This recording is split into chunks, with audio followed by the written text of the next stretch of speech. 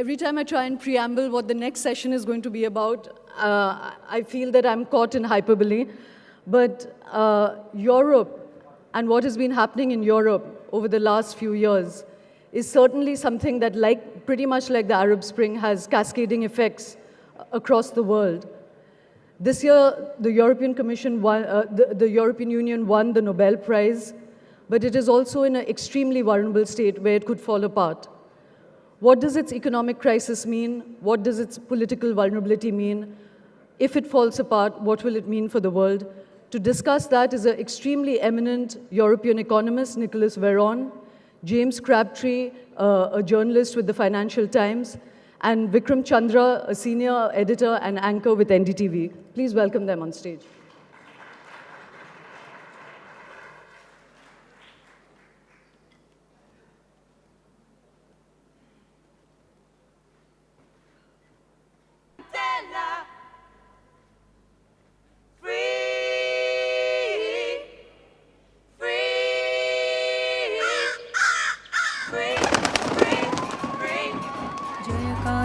Kalyani खरपदारिणि Girija Ghanshyam Chandika छत्रधारिणि Girija जगजननी Jwalamukhi Adishakti आदिज्योति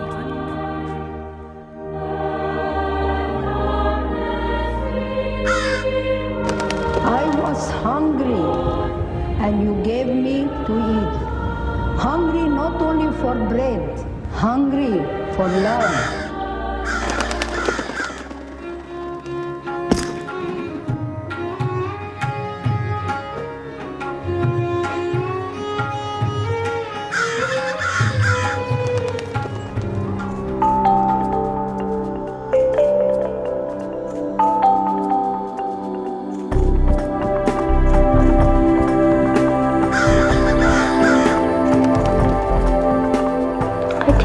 It is my bounden duty and I must endure.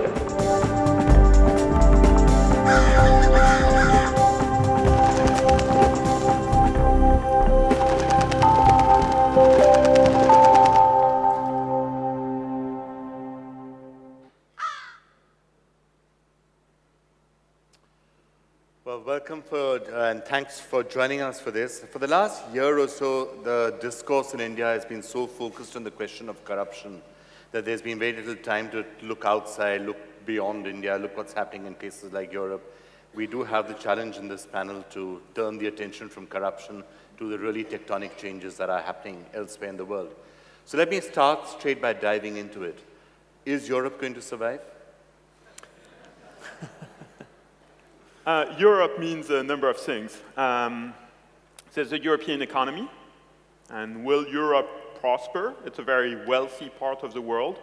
Will it continue to be wealthy, or will it decline? There's the European Union as a project of political integration, supranational, voluntary political integration based on consent, creating political and legal structures, a European Parliament, a rule of law through the European Court of Justice that are binding on sovereign member states.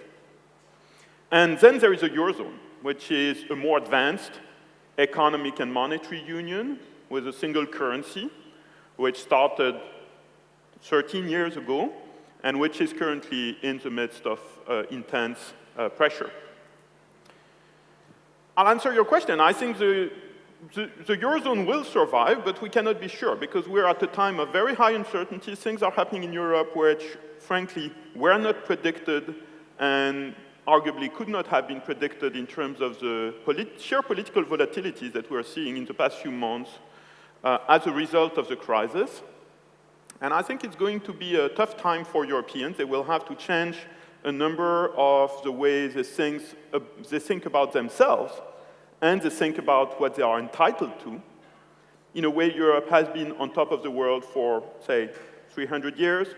Then it had to share leadership with the US for, say, a century. Now they have to adapt to a new world, a new geography.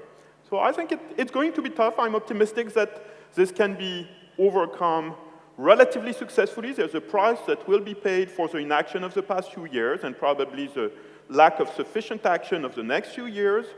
but I don't think the euro is doomed. I think it's still time to reform what needs to be reformed to ensure the sustainability of this pioneering experiment in supranational pooling of our destinies.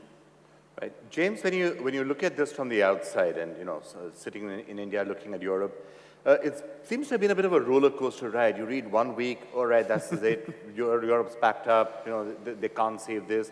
Next week, they found a solution, they found a package, everything is going to be okay. The next week again, it's over, it's history. It's enough to make you a bit seasick. So if you could wrap up for us what the actual position on the ground right now is.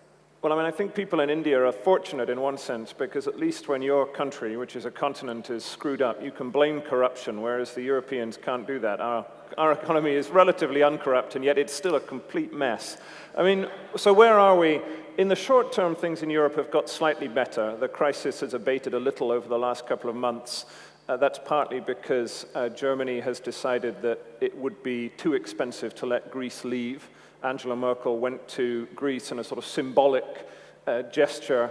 So the likelihood of a Greek exit has declined, added to which the European Central Bank has guaranteed a whole bunch of money. And that has meant that in the short term, things look a little bit better. But in the medium term, I rather disagree with Nicolas in one sense. I mean, I think things are looking much worse for the ultimate solution. And the difficulty here is, or rather the easy thing, is everybody knows what the answer to this crisis is. The answer is that Germany must pay for the debts of the other countries, and that's the bargain that needs to be made. But the circumstances in which that can happen are getting much, much more difficult. The Greek, Spanish, and Portuguese economies are all going to decline this year. The Eurozone is in recession. George Soros, about 2 years ago, I remember being told by a colleague in one of the sort of private meetings about what on earth do we do about this. People laid out the answer, which is, Germany pays, we mutualize our debts. And he said, do it now, because it's only going to get harder. And that's the problem. The political reality on the ground is getting worse as the economies of the Eurozone gets worse. And so that, I think, is the question, is it now possible to do this political deal in which Germany and a few other Northern European countries pay for the debts of the Southern European countries? And I think I'm a little more pessimistic than Nicolas. I suspect it will happen, but I think it's going to be a pretty close-run thing. When he was saying that in India it's slightly easier, we can blame it all on corruption. Well, yes, partly what we actually prefer to do is blame it on the politicians. Much simpler, much easier, and everyone buys it. Is that partly what's happening in Europe as well, that most of the countries, being a democracies, they find it difficult to do the things that they know need to be done? I'm sure the Greeks know what they should be doing. It's tough to push through austerity, as they're finding out. I'm sure the other countries in Europe also know what needs to be done, but it's not always easy to find the political will. I don't think, actually, we know exactly what needs to be done, because there is an experimental nature to European integration. We know how nation states work. We know we need a parliament. We know we need a justice system. We know the checks and balances. It's been a long discovery process, by the way. When the US created their constitution, they invented something completely new. They didn't know whether it would work. Actually, many people believed it was wrongly engineered and it wouldn't work. So the European Union is not going to be a super state. It's not going to be a country, even like India, and India is a complex country. It's something looser. It's experimental. We don't know exactly how to do it. So when people created the euro, they were fully aware of the shortcomings of the policy framework they were creating. It had been diagnosed that, you couldn't have a stable currency without a fiscal union, without a banking union. What did we do? We had a Stability and Growth Pact, which was a very poorly designed, very weak form of fiscal framework. We didn't have a banking policy framework at all. Banking supervision remained completely at national level. People knew it was not sustainable, so they didn't predict that the crisis would be so disruptive and so difficult to solve. So I don't think we have a single fix out there. Germans pay a check to Greeks and crisis over. Actually, that's what the markets anticipated before the crisis. This is why the borrowing rates of Greece were so low. because all investors thought, Germany will pay the check because it's in their self-interest. And in a way, it was in their self-interest. Now, the political realities are much more complex. So if we think of this crisis only in terms of the quick fix, which is what policymakers in Europe have tended to do in the past 5 years, until recently, I think things are improving now in terms of grasping the sheer complexity of it all. If we think of a quick fix, we'll fail. It's not just that political conditions are not there. It's that to resolve this crisis, we have to completely change the way we think about the way we make policy in the Eurozone. We have to change patterns of accountability, which have to change patterns of decision-making. It's not going to be done in one step, even assuming the political will was there. I guess part of the problem is that, it's all very easy to say that Germany should pay the check to the Greeks. So I guess the question is how many checks need to be paid. It's not just a question of Greece. There are other countries as well, whether it's Portugal or Spain. Some people even say Italy, France. Is this a bigger problem than just Greece? Germans are right to say, if we write a check, we'll have to write another check. It's not sustainable. So what we need is something that binds us together in a different way and creates responsibility and accountability for everybody. And the good thing about Germany is that they've learned a lot of things from history, from very painful history. I mean, Germany has inflicted a lot of harm on others during the 20th century, but that has harmed themselves as well. They have learned the hard way, through complete destruction in the mid-20th century, that leadership should not be about dominance. So they're very afraid of being thrusted into a position of dominance, and they're right to be afraid of it. So it's a bit about playing on German guilt and making sure that, I think the guilt is largely gone now because a generation has gone. Nobody that is in a position of power in Germany had any responsibility individually for what happened during the first half of the 20th century. So I wouldn't call it guilt. I would call it awareness, learned the hard way through collective experience, that domination is not good, that you have to share something with the people with whom you live on the European continent. And I think this feeling is held more responsibly in Germany than in other parts of the world, but there is of Europe, sorry. But there is also a very deep reluctance to look at the interdependencies the way they are right now in the context of the very immediate crisis we have. So Germany, in a way, has the right long-term vision. They think about the long-term issue the right way, but they find it difficult to face the very short-term issues created by the crisis. One of the questions that I think people are going to be asking is that the EU itself, he said it's an experiment, but is it a construct that by its very nature is almost doomed to failure? The fact that you have a monetary union but no fiscal union, you have different political nations out there, you have the possibility that every individual government has to fight its own elections while still worrying about a greater good. I mean, I think if you're sitting here in India wondering why I should care about the Eurozone crisis, given that it appears to be a bunch of feckless rich countries that just can't get their act together, I don't know if anyone else can hear me over this whine. I mean, the first reason is that if this... One sec, we'll just pause for a second. It's gone off. I'm sorry, that was a fire alarm set off by someone smoking, so I just wanted to reassure everyone. Should we continue? It's gone. Okay, fine. This collection of feckless, wealthy countries that can't get its act together, partly the reason is because if something bad happens in Europe, if now it looks like Spain, if Spain goes down, it will have ripple effects around the entire world. I mean, you only have to look at India's financial markets this year to see that most of the time they're driven by what's been being done by the European Central Bank and the Federal Reserve. But at a more fundamental level, I mean, you're right, Europe is an experiment in a way that we all could live in the 21st and 22nd century. There was an academic and diplomat called Robert Cooper who called it the rise of a postmodern world order after the end of the Cold War, where he said you divided now the world into three parts. You had the pre-modern world, which was countries like Somalia or Afghanistan, which had no order or recognizable state. You then had the modern world, which would include India or China, which was sort of old, I don't want to say old-fashioned, traditional states.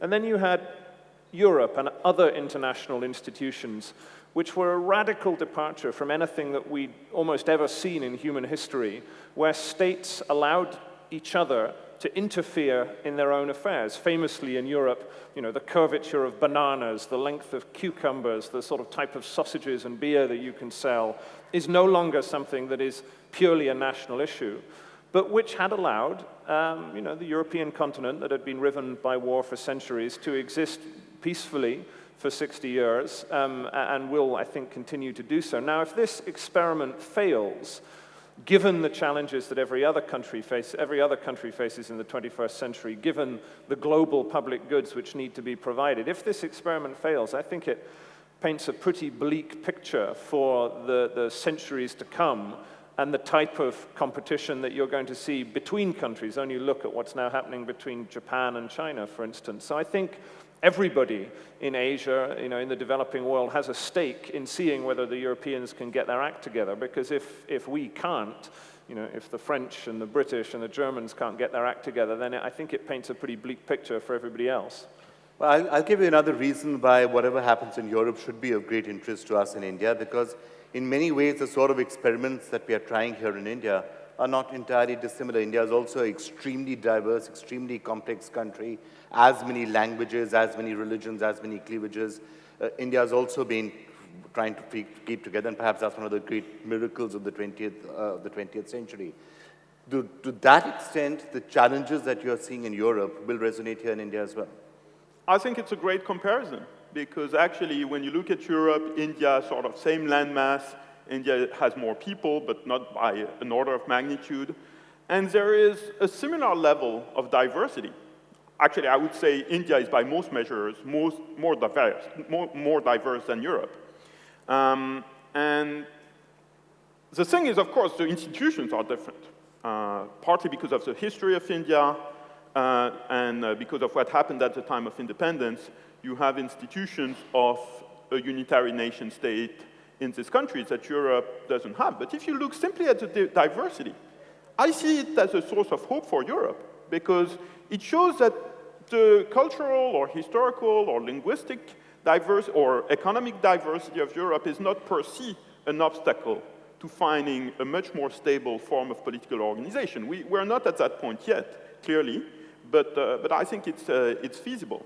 Now, of course, it will be a different path from India, and I think India will also have to learn from other parts of the world, including Europe, on how to think about the centralization, decentralization. We have spoken in the previous, we have heard in the previous session about the balance between regional parties, national parties. This is very relevant to Europe right now. Europe really doesn't have national pan-European parties. There are groupings of parties at the European Parliament, but this doesn't count as a single party. So we have a lot to learn from each other, and I think it's new in a way because India has emerged on the global scale in a way that makes it possible to have these comparisons, which were much more difficult, I think, to think about 20 years ago, say. I think in Europe also there is something new which parallels India, which is the fact that the English language now is a common form of communication for all Europeans, which was clearly not true 20 years ago. So lots of interesting parallels there. Right. There's also a sense of a strange new phenomenon that's developing in Europe, that even countries that have been together for decades, if not centuries, there's now talk of separatism taking place. We're going to see this referendum in Scotland. We're seeing it in Belgium. We're seeing it in Spain with the Catalans potentially asking for independence. So at a time when you're talking about European integration, you're talking about individual countries that have stood together for decades and centuries potentially breaking apart. What's happening there? Yeah, I mean, I think this is sort of fundamentally a function of the end of the Cold War, that there were a lot of divisions in Europe that were held together as it was pressed between America and Russia. And this is a most profound problem in Spain at the moment. Again, I was told by a colleague of a conversation they had with a senior German official who put the crisis down in one phrase, and excuse my language, the phrase was, "Why should Germany pay for the fucking Spanish when the Catalans won't pay for them?" And that is a pretty, the Catalans now are seeking extra independence, either devolution or more independence from Spain. And it's an awkward question to try to answer, that if you don't have solidarity within one country, then how can you expect it across a continent?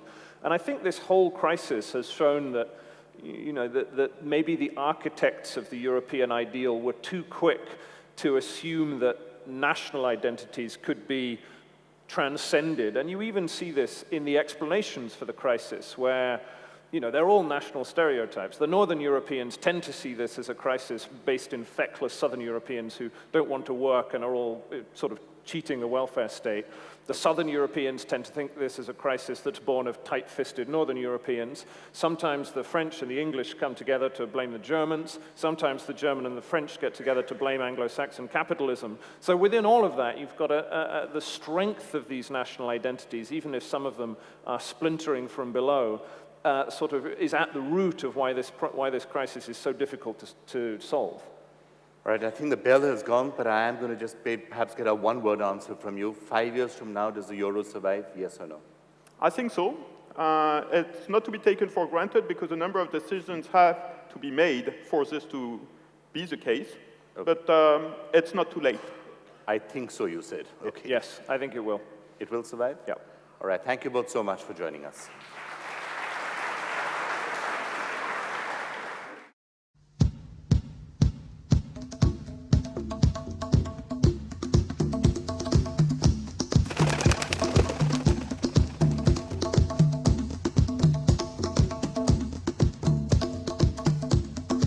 I have a dream that one day on the red hills of Georgia, the sons of former slaves and the sons of former slave owners, We shall